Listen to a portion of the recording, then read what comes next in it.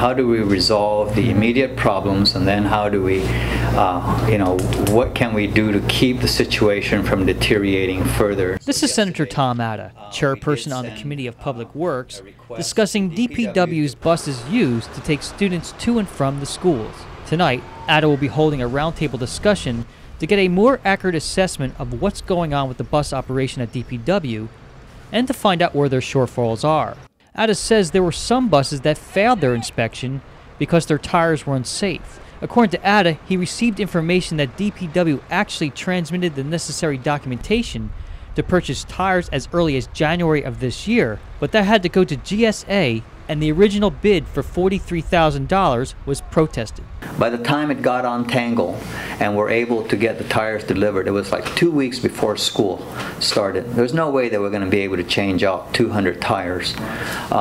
So it's situations, we're starting to find out bits and pieces of information that, it wasn't, the ball was dropped, but there's enough blame to go around. Now let's just figure out where are we at today, how do we fix it. Ada sent a letter to DPW to find out the total number of buses in their fleet and how many are not working. According to DPW Deputy Director Jesse Garcia, who's overseeing the mass inspection of the school buses, says he's doing the best he can with his aging fleet. The total fleet that we have in our inventory is 212 buses. Okay, and majority of them are aged out and stuff, so they're beyond repair. And what we need to get our kids on time to school is about 130 buses. But according to Garcia, out of the 212 buses that DPW has, 121 are not in service, and at this time they only have 91 buses operating on the roads. Is 91 right now enough to get the job done?